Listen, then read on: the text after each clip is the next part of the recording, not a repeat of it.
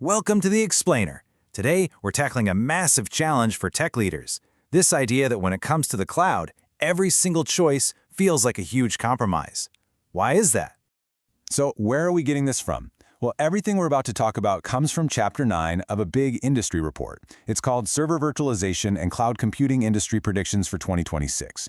And we're zeroing in on that one chapter because it really gets into the weeds on innovation, regulation, and this idea of sovereignty.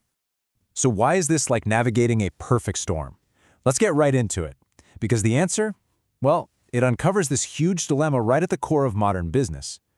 You know, it's not just about grabbing the coolest new tech anymore. Nope, it's about figuring out how to survive the storm that tech creates. Okay, so let's start by breaking down the forces that are actually creating this perfect storm. And we're not talking about little ripples here. We're talking about massive, powerful waves all crashing together at the same time. The report points to 4 huge trends, and the crazy thing is, they're all pulling companies in totally different directions. You've got this insane push for AI. Then there's the sheer complexity of using multiple clouds. Add to that the tightening grip of data laws and sovereignty rules.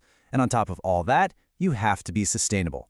I mean, any one of those is a huge deal on its own, right? Okay, but here's where it gets really interesting. These forces, they don't just sit next to each other nicely. Oh no, they slam right into one another. And that clash, that's the great tech trade-off we're digging into. And this collision creates what the report calls complex trade-offs. And that's the perfect term for it. I mean, think about it.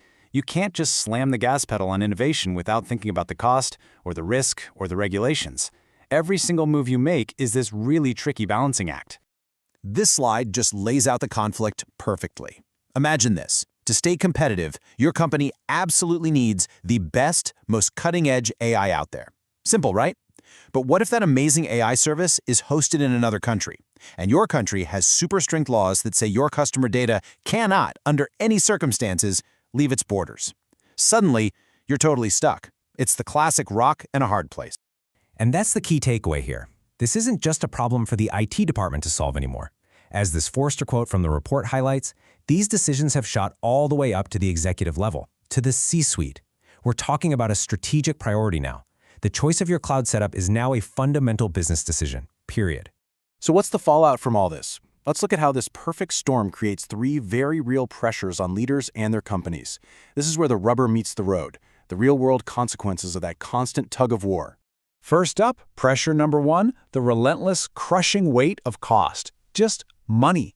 The report cites IDC data that says a whopping 60% of businesses are going to have to completely modernize their infrastructure by 2027. And you want to know the main reason? It's not for some shiny new capability. Nope. It's just to try and get a handle on their out-of-control cloud bills. All right, pressure number 2 is just mind-bending complexity. I mean, it is an absolute explosion of choices out there. Leaders aren't just picking the cloud anymore. They're trying to manage this sprawling mess of vendors. You got the giant hyperscalers, you know who I'm talking about, but then you've got specialized providers and then these sovereign clouds designed to meet local laws. It's a total logistical nightmare. And that brings us to pressure number 3, the compliance maze. And that's exactly what it is, a maze. The rules for what you can and can't do with data are changing all the time, all over the world. It means you have to be constantly watching, constantly adapting, and trying to build systems that can change on a dime without bringing your whole business to a screeching halt. Okay, so you've got cost, complexity, and compliance all bearing down on you. What do you do? I mean, what's the actual path forward here?